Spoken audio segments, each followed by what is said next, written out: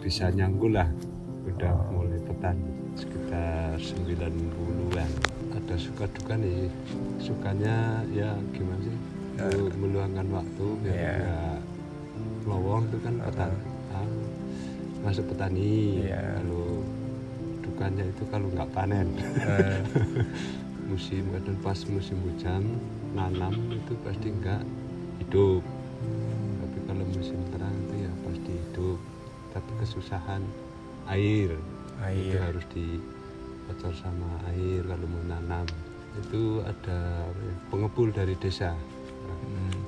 Kalau tanam itu 1 tahun 1 kali, tapi kalau udah tanam panen ya 15 hari 20 hari itu panen. Tujuannya gimana sih? Kalau di sini kan ya gampang lah tanam cabai dulu, tapi kalau sekarang itu kesusahan sama penyakit lah. Penyakit itu yang penyakit bule, kalau tahu mau tanam bule, kalau udah mau buah itu patek. Penyakit patek. Capek udah pasti. Tapi kalau misalnya panen pas harganya naik itu kan seneng.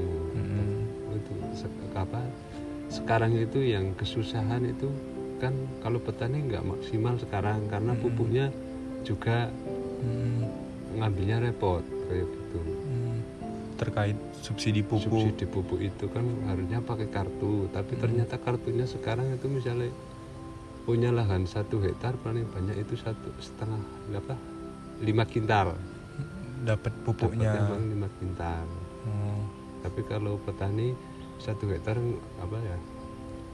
pupuknya itu paling tidak kan 2 ton sampai 2,5 ton. Menerimanya dari kartu itu subsidi cuma 5 kintal.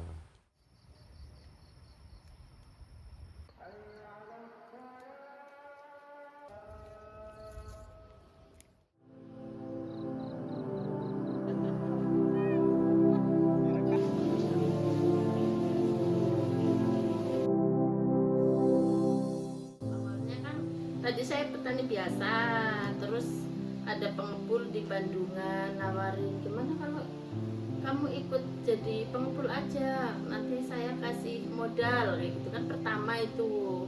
Terus saya akhirnya berdiskusi sama bapak, akhirnya bapak menyetujui, akhirnya saya ikut jadi pengepul kayak gitu, milihin pakai tiap hari. Dan juga kalau ya terutama uang lah, kalau yang itu yang belum ditransfer gitu kan, harus dari petani itu harus udah ada duit, udah pada yang ambil ke sini minta uang, tapi dari juragannya belum ngasih. Itu keluhannya kayak gitu, keuangannya juga.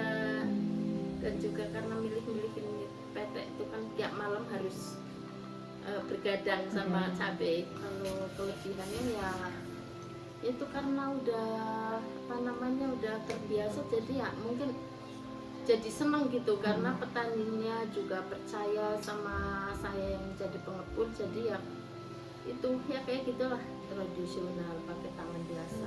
Ya kalau yang bagus dijual, yang pilihannya itu ngitali busuk dibuang, soalnya udah busuk, jadi ya takutnya nggak bagus juga buat kesehatan kan.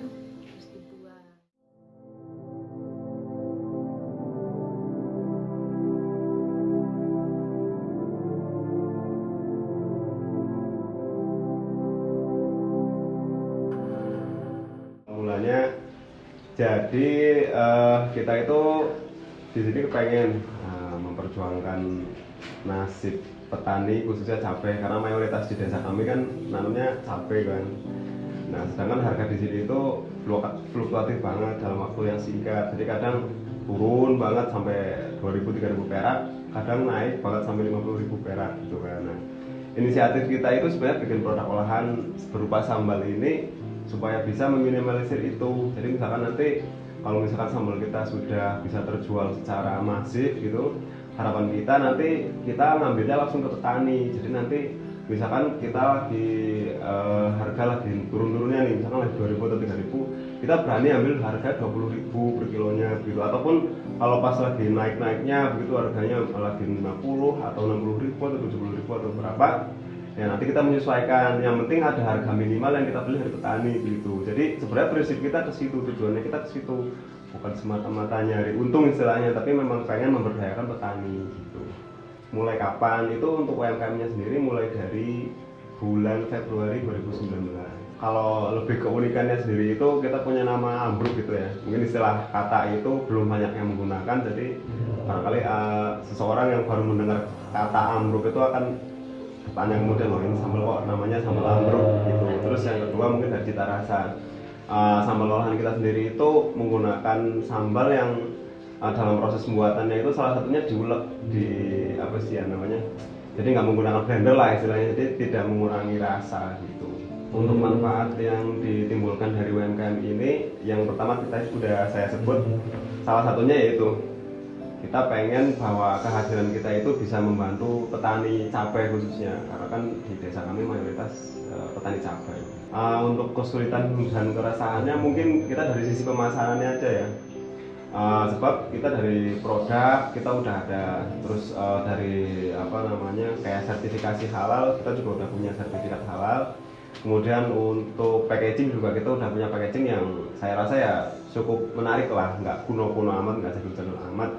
Tinggal kita PR-nya itu yang masih kita apa namanya masih kita geluti dengan sangat sungguh-sungguh, yaitu iklan, advertising atau digital marketing itu yang bisa buat ngangkat produk kita terkenal di berbagai macam tempat begitulah istilahnya. Untuk sambal ambruk itu kita pernah sampai ke Singapura, kita pernah, terus pre-order dari Malaysia, dari Kalimantan.